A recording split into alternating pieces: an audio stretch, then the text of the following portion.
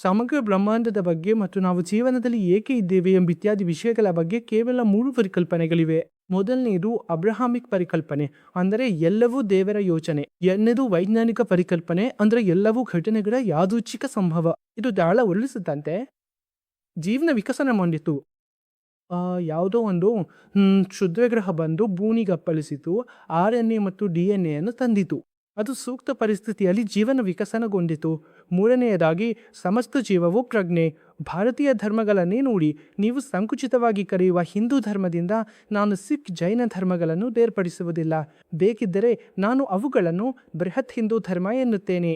ಆದರೆ ನೀವು ಎಲ್ಲ ಭಾರತೀಯ ಧರ್ಮಗಳನ್ನು ನೋಡಿದರೂ, ಭಾರತೀಯ ಬುಡಕಟ್ಟು ಧರ್ಮಗಳನ್ನು ನೋಡಿ, ಅರುಣಾಚಲದ ಡೋನಿಪೋಲೋವನ್ನು ನೋಡಿ, ಅಲ್ಲಿ ಆತ್ಮ ಅಥವಾ ಪ್ರಜ್ಞೆಯ ಈ ಕಲ್ಪನೆಯು ಸಾಮಾನ್ಯವಾದುದನ್ನು ನೀವು ಕಾಣುತ್ತೀರಿ.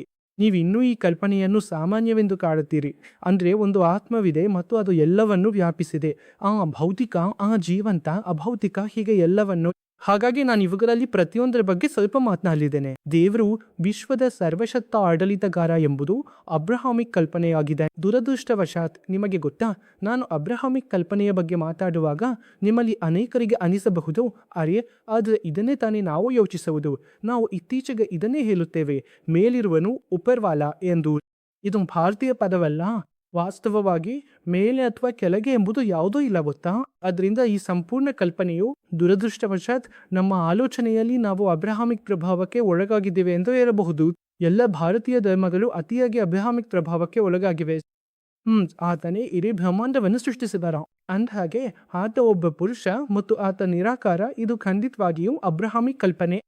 ಆದರೆ ಈ ಅಸ್ತಿತ್ವದಲ್ಲಿ, ಈ ಸೃಷ್ಟಿಕರ್ತನಲ್ಲಿ ಒಳ್ಳೆಯ ಗುಣಗಳಿವೆ, ವೈರ ಗುಣಗಳು. ಮತ್ತು ನಾನು ನಿಮಗೆ ಭಾರತೀಯರು ಹೇಗೆ ಯೋಚಿಸುತ್ತಾರೆ ಮತ್ತು ಇತರ ಧರ್ಮಗಳು ಹೇಗೆ ಯೋಚಿಸುತ್ತವೆ ಎಂಬುದರ ನಡುವಿನ ವ್ಯತ್ಯಾಸವನ್ನು ಹೇಳುತ್ತೇನೆ.